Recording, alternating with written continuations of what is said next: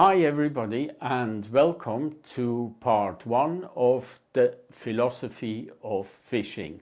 In today's contribution I'm going to explore the obvious. And the obvious is what is good for fish is good for people. But what exactly does that mean? Let's start with the fishy bit and the question, what is good for fish? The answer is healthy water. Healthy water is good for fish, and healthy water means different things in different environments. But in a general way, you could say that healthy water enables, sustains, and supports aquatic, liminal, and terrestrial life. And let's not forget, water is not a state.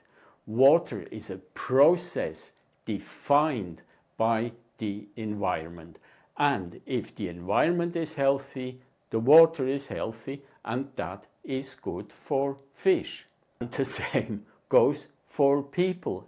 It's obvious that good water is good for people, but more and more people seem to be less and less aware of the fundamental importance of water for life. In fact, water is life.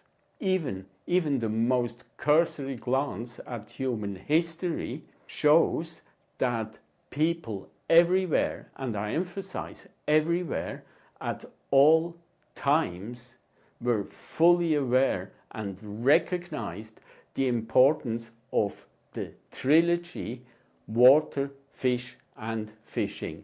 They recognize that water, fish, and fishing are the basis of life. Let's give the obvious some substance.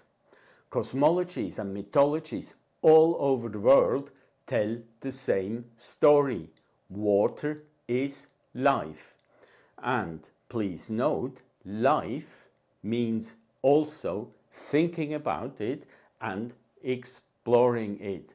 Water seems to bring out the very best in human culture. There are some absolutely wonderful stories and works of art and some fascinating science, all focused on water, fish, and fishing. Here is a beautiful illustration by the Arab scholar Qazwini, that's 13th century, showing that water and fish are the source of all life. Note that the terrestrial life relies on water and fish, and modern science proves Qazwini right. Fish and humans descend from a common ancestor. Fish and humans evolved in water, and while fish stayed in the water, humans made it to the land. Venus made it to the land too. Here is the birth of Venus by Botticelli, surely one of the most stunning paintings in the European history of art. As you can see, there's lots of water involved, but how do fish come into it?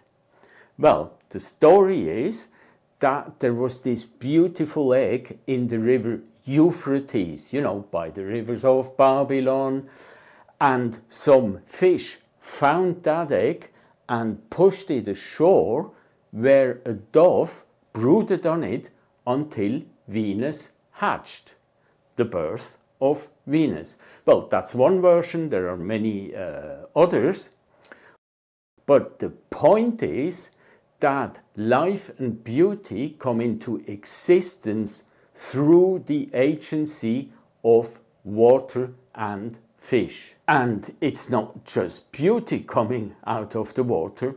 Water also generates wisdom. Here is Oannes.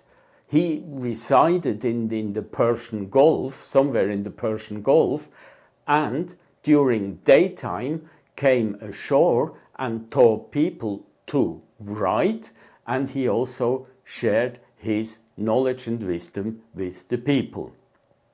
Not far, or well, not that far from the Persian Gulf is India, and this is Matsya. Matsya apparently means fish, and Matsya is the first incarnation of Vishnu.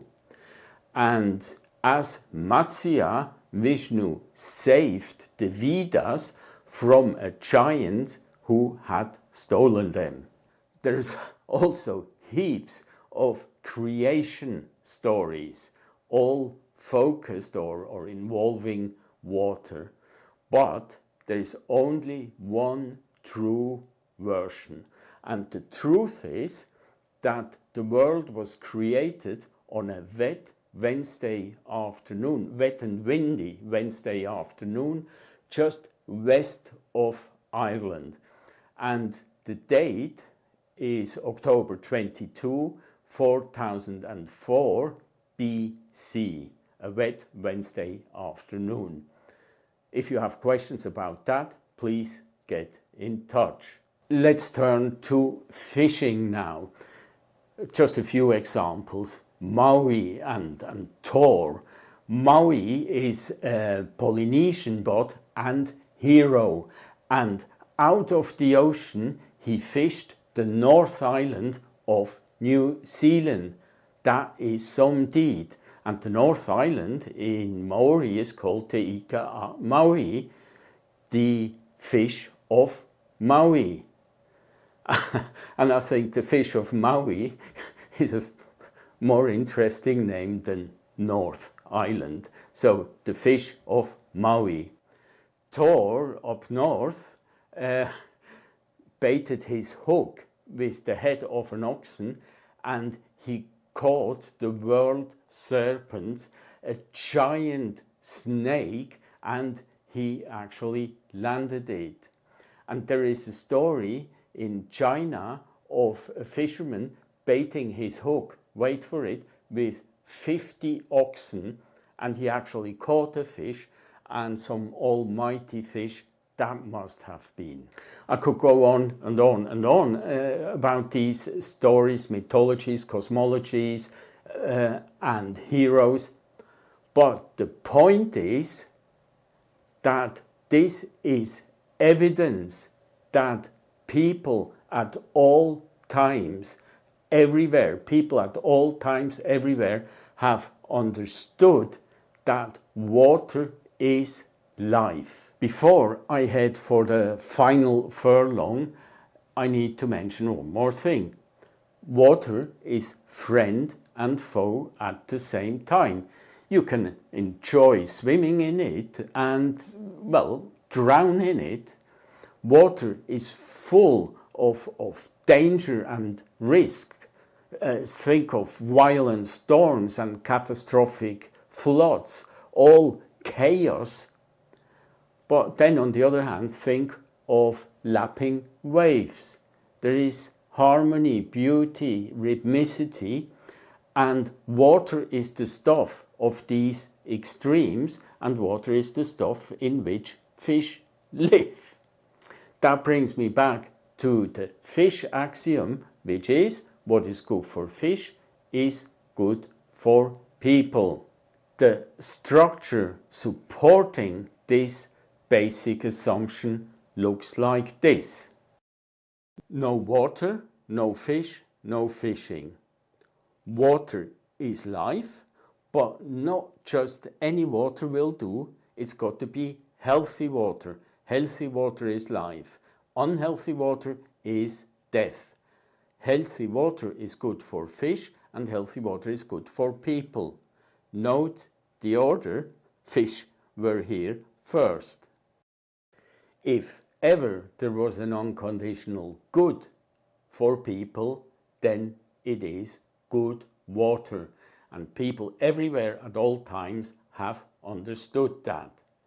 The trilogy, water, fish and fishing, is the common basis of all human culture. To conclude, there are 3 take-home messages. 1, water is life. 2, the trilogy, water, fish and fishing, is the common basis of all human culture. And 3, what is good for fish is good for people. That's all for today. Thank you for bearing with me, and I hope to see you for my next contribution. Have a great day. Cheers.